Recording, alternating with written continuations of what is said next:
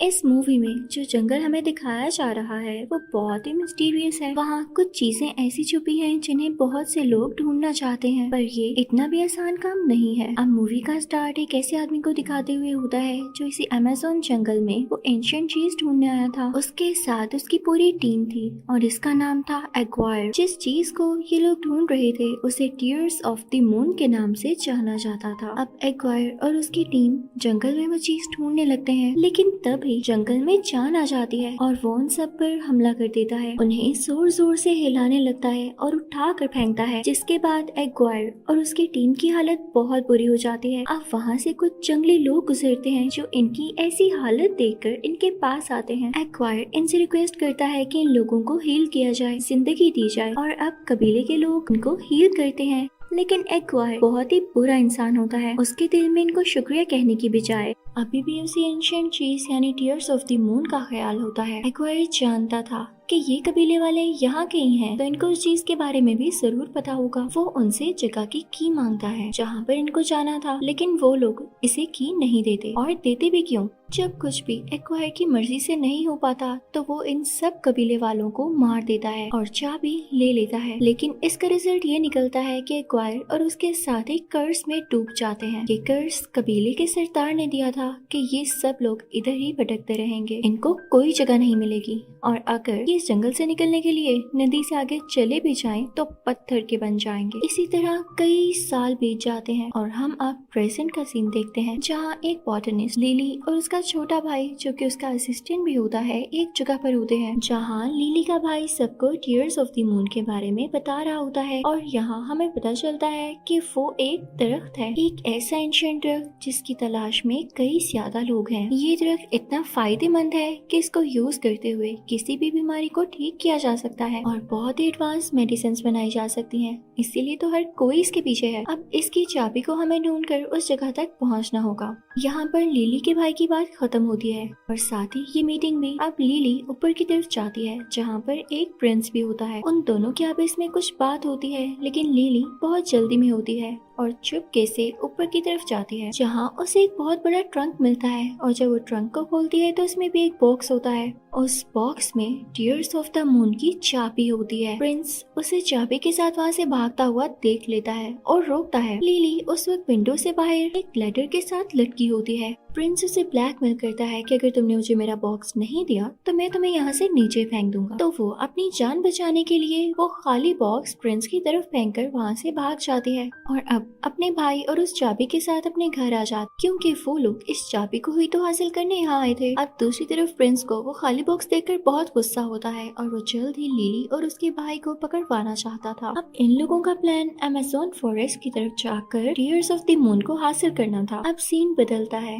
और उधर जंगल में हम एक गाइड को देखते हैं जिसका नाम फ्रैंक है। वो लोगों को अपनी शिप में इस जंगल की खूबसूरत खूबसूरत चीजें दिखाकर उनसे बहुत से पैसे लिया करता था। लेकिन एक दिन एक आदमी उसके पास आकर अपने पैसों की डिमांड करता है जो फ्रैंक ने उससे कुछ दिन पहले लिए थे। तो फ्रैंक उस आदमी से कहता है, मैं तुम्हें इतनी जल्दी पैसे कैसे दूं? फ्रैंक उसे पैसे नहीं देता। तो वो आदमी फ्रैंक की शिप का इंजन अपने पास लॉक कर देता है। उस आदमी के पास एक पैरट भी होता है। अब फ्रैंक छुपकर उस जगह पर जाता है जहाँ उस आदमी ने चाबी रखी थी, जिसे फ्रैंक ने छुपकर देख लिया था। इतनी ही देर में वहाँ लिली भी पहुँच जाती है, जो कि इस आदमी से शिप्स का पता करने आई थी जिसने फ्रैंक का इंजन लिया था। इनफेक्ट ये आदमी भी बहुत मशहूर था। अब क्योंकि फ्रैंक भी वहीं पर होता है तो उसे लगता है कि ये तो वही आदमी है जिसके शिप में मैं जाने वाली हूँ, क्योंकि उसी आदमी का ऑफिस होता है। लेकिन उसे क्या पता था कि ये फ्रैंक कोई और है। अब यहाँ इन दोनों में बातचीत होने लगती है कि कितने पैसों में फ्रैंक उसे जंगल तक लेकर जाएगा। तभी वहाँ पर वो पैरट वाला आदमी आ जाता है, यानी जिसका ये ऑफिस होता है। अब सच जानकर लिली को गुस्सा आ जाता है और वो फ्रैंक के शिप में जाने से इनकार कर देती है। इसी दौरान फ्रैंक उसके गले में टीयर्स ऑफ द मून की देख लेता है। तो अब तो वो लिली को जाने देने वाला था ही नहीं, इसलिए वो बहुत कोशिश करता है कि लिली उसी के साथ ट्रेवल करे। वो उसे इवन ये भी कहता है कि मैं तुमसे रेंट बहुत ज्यादा कम लूंगा, फायदे में रहोगी। लेकिन लिली नहीं मानती। नेचर का करना ये होता है कि वहाँ पर एक शेर आ जाता है, एक जैगुआर। सब लोग उसे डर के भाग, जबकि फ्रैंक उसे बहादुरी से वहाँ से बाहर भेज देता है। लिली ये सब अपनी आंखों से देख के बहुत इम्प्रेस होती है। और अब डिसाइड करती है कि मैं ऐसे ही गाइड के साथ जाऊंगी जो कि ब्रेव और किसी से न डरता हो। फ्रैंक भी अपना इंजन ले चुका था, इसलिए वो लोग निकल पड़ते हैं। लेकिन अभी जहाज चला नहीं था कि कुछ लोग आके लिली को पीछे से पकड़ते हैं और धक्का देते हुए एक केज में बंद कर देते हैं और फिर उस केज को भी कवर कर देते हैं। लेकिन लिली बहुत चालाक होती है, इसलिए वो केज का ताला खोल देती है और उन सब आदमियों को किक्स मारते हुए और उनके फेस को भी कवर करके उनका सर केज के साथ मारती है और अब यहाँ से भाग जाती है। इनफैक्ट ये प्रिंस के ही भेजे गए लोग थे जो लिली से वो की लेना चाहते थे। अब लिली किसी ऊंची जगह पर से होते हुए जाने लगती है लेकिन गिर जाती है। तभी वहाँ पर फ्रैंक भी पहुँच चुका होता है और उसे जमीन से उठने में उसकी मदद करता है। वो उसे साथ चलने का कहते हुए पानी में कूद जाता है, लेकिन लिली ड्राई यानी खुश्क रास्ते से रस्सी की मदद से शिप तक आती है क्योंकि उसे तैरना नहीं आता था और वो पानी से भी डरती थी। अब प्रिंस लिली का पीछा करते करते यहाँ तक भी आ चुका था। ये शिप पर जिसमें लिली होती है उस पर फायरिंग शुरू कर देता है। वो अपनी सबमरीन में बैठा होता है और वहाँ से ही वो फ्रैंक के शिप पर शूट कर रहा था, लेकिन फ्रैंक अपने जहाज को मूव करते हुए उसकी गोलियों से खुद को और अपने शिप को बचाता है। प्रिंस अपने शिप में से 2 टॉर्पीडोज भी निकालता है, लेकिन तभी फ्रैंक अपने शिप को तेजी से मूव करता है और टॉर्पीडो से हिट नहीं कर पाता। इसका रिजल्ट ये निकलता है कि प्रिंस की अपनी सबमरीन वहाँ पर स्टक हो जाती है। अब ये लोग अपने सफर के लिए आगे निकल पड़ते हैं, लेकिन रात होते ही अपनी शिप को एक जगह पर स्टे करवाते हैं। फ्रैंक लिली और उसके भाई के लिए कुछ फिशेस को पकड़ता है जिसे रात में वो खाते हैं। अब ऊपर फ्रैंक और लिली बैठकर बातें कर रहे होते हैं कि लिली का भाई डरते हुए ऊपर की तरफ आता है और कहता है कि नीचे वही जैगुआर है। तो फ्रैंक उसे कहता है घबराओ नहीं, ये मेरा पेट है। तो ये सुन के लिली को बहुत गुस्सा आता है कि फ्रैंक ने मुझे शिप में बुलाने के लिए जानबूझकर ऐसा किया था। दूसरी तरफ हम उसी प्रिंस को देखते हैं जो कि केव के अंदर एक रस्सी की मदद से जाता है। वहीं पर उसको एक वायर और उसकी टीम दिखाई देती है जो कि उस कर्ज की वजह से पत्थर के बन चुके थे। लेकिन प्रिंस के माइंड में यहाँ पर एक प्लान होता है,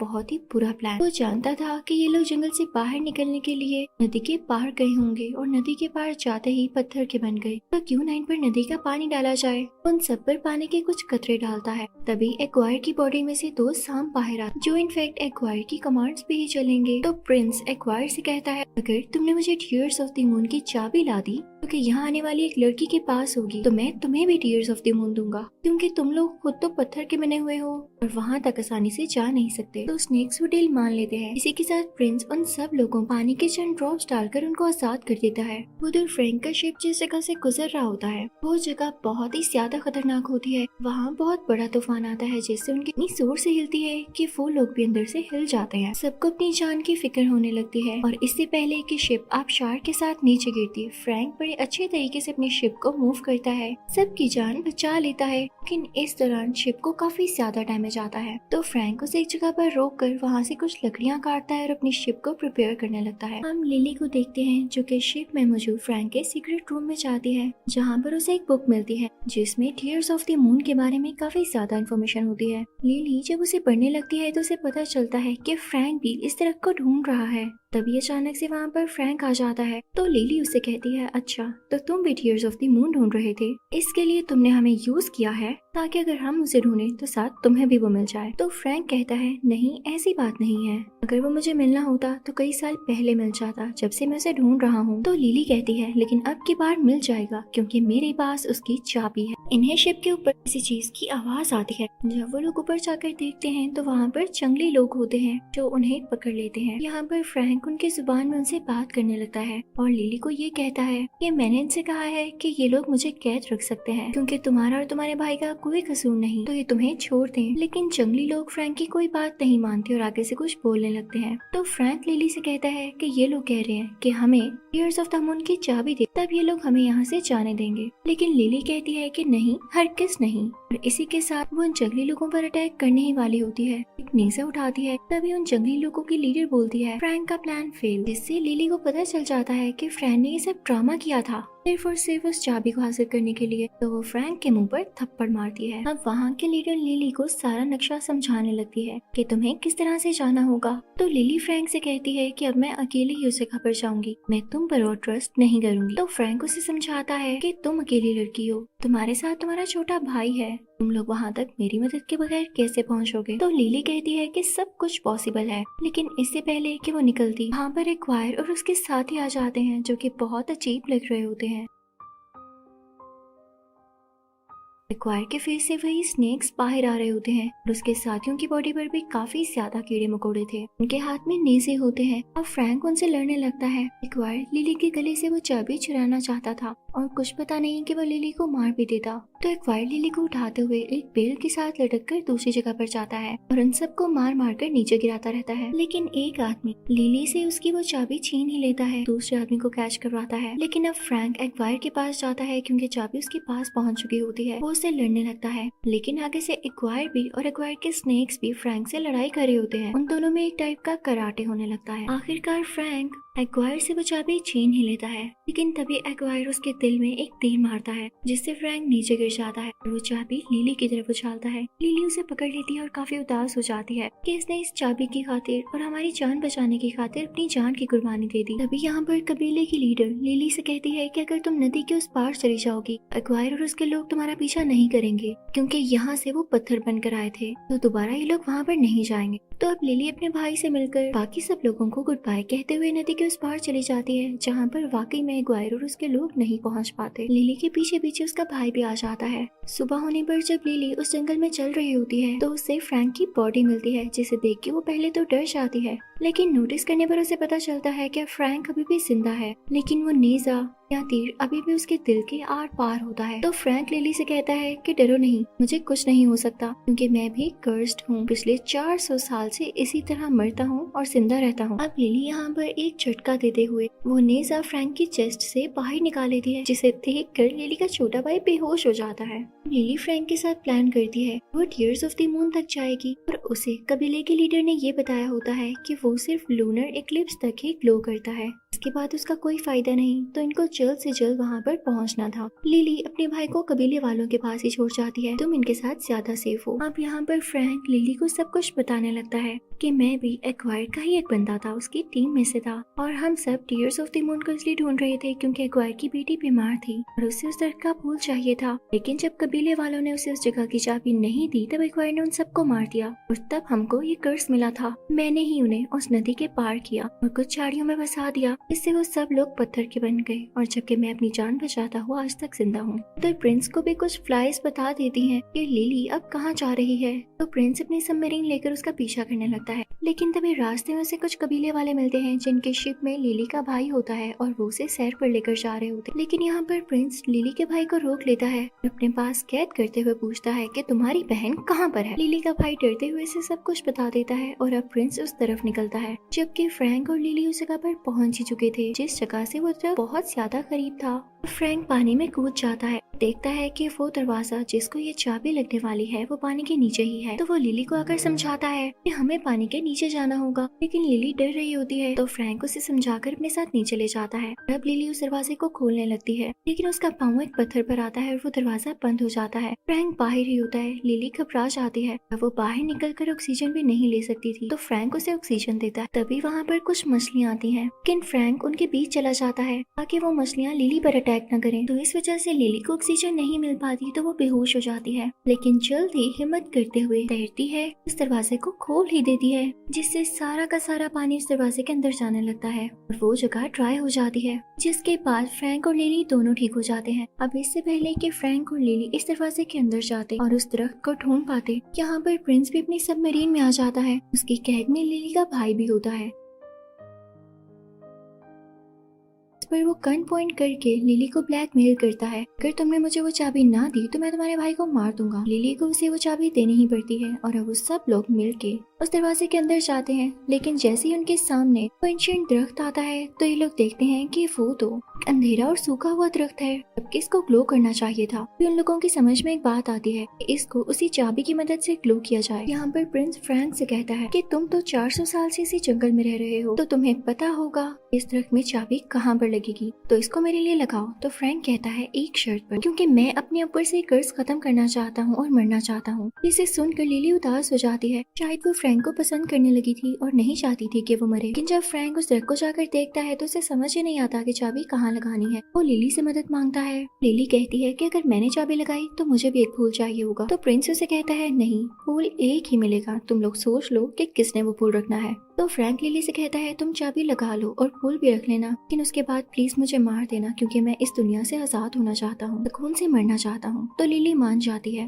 और वो भी चाबी लगाने की ट्राई करती है, लेकिन वो कहीं पर फिक्स ही नहीं हो रही होती। तो तभी उन्हें याद आता है कि कबीले के लीडर ने उन्हें ये बताया था कि इसमें सांप का दिल है। वो उस पत्थर को यानी चाबी को तोड़ते हैं तो उसके अंदर से एक रेड कलर का जेम निकलता है जो कि दिल था। उसे दरख्त में बनी हुई एक जगह पर लगा देते हैं और पूरा दरख्त ग्लो करने लगता है। उस पर पिंक कलर के फ्लावर्स निकलने लगते हैं और ये देख के प्रिंस के मुंह में पानी आ जाता है। इससे पहले कि वो सारे के सारे फूल तोड़ता, फ्रैंक उस प्रिंस के लोगों पर अटैक करने लगता है। फ्रैंक अपना सर उनमें से एक आदमी के सर के साथ जोर से मारता है और अपनी गन से उन सब लोगों के मुंह पर, उनके पेट पर फायर करने लगता है। इसी चीज का फायदा उठाते हुए लिली उस दरख्त के ऊपर चढ़ जाती है। लेकिन यहाँ पर अजीब बात ये थी कि लूनर इक्लिप्स खत्म होने में यानी चांद ग्रहण खत्म होने में सिर्फ 1 मिनट बाकी था। ये 1 मिनट तो लिली को वहाँ चढ़ने में लग जाता है। जैसे ही फूल को तोड़ने वाली होती है तो फूल मुरझाने लगता है और राख बनकर गायब हो जाता है। लेकिन फिर भी लिली उस फूल का एक हिस्सा तोड़ ही लेती है जो कि एक छोटा सा फूल होता है। नीचे से प्रिंस चिल्लाने लगता है ये फूल मुझे दो,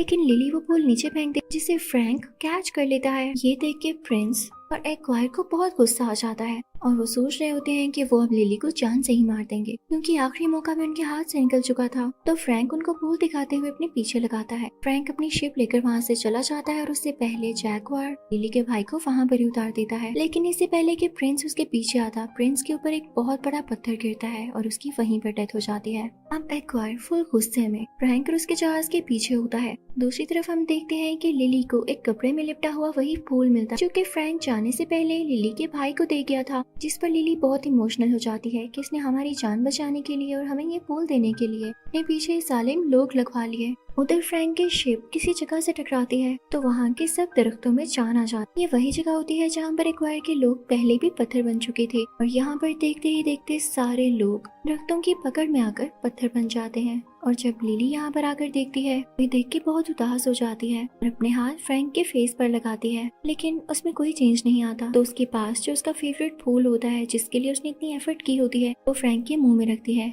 लेकिन वो फूल भी गायब हो जाता है और फ्रैंक दोबारा से ठीक नहीं हो पाता। तो वो काफी होपलेस होकर अपने भाई को लेके यहाँ से जाने लगती है। फ्रैंक का जैकवार भी वहाँ पर बहुत उदास बैठा होता है और कुछ भी बोल नहीं रहा होता। लेकिन जैसे ही लिली और उसका भाई वहाँ से जा रहे होते हैं उन्हें जैकवार की आवाज आती है। तो फौरन से लिली के दिल में एक क्लिक हो कि शायद फ्रैंक में मूवमेंट आई होगी। वो फौरन से जाकर ऊपर देखती है तो वाकई फ्रैंक अब ठीक हो चुका होता है। उसकी बॉडी से अब खून भी आ रहा था। का ये मतलब था कि वो कर्ज से आजाद हो चुका था। लिली उसे गले से लगाती है और उसका छोटा भाई भी बहुत खुश होता है। जैगवार भी साथ होता है और ये चारों खुशी खुशी वहाँ से निकलने लगते हैं। लेकिन तभी इनको दिखता है कि उस दरख्त पर एक और फूल बाकी है। उसे तोड़ते हुए लिली अपनी कंट्री ले आती है। वहाँ जाकर मेडिसिन बनाती है जो कि बहुत फेमस होती है। अब लिली और उसका भाई पूरी दुनिया में माने जाते हैं। मूवी के लास्ट सीन में हम देखते हैं कि लिली फ्रैंक को इस नई दुनिया में रहना सिखा रही होती है, उसे गाड़ी चलाना सिखा रही होती है। साथ ही साथ उनके पीछे फ्रैंक का जैगवार भी बैठा होता है। वो लंदन की रोड्स पर मजा करते और गाड़ी चलाते हुए बहुत एंजॉय कर रहे होते हैं, जिसके साथ ये मूवी यहीं पर एंड होती है। आई होप आपको ये मूवी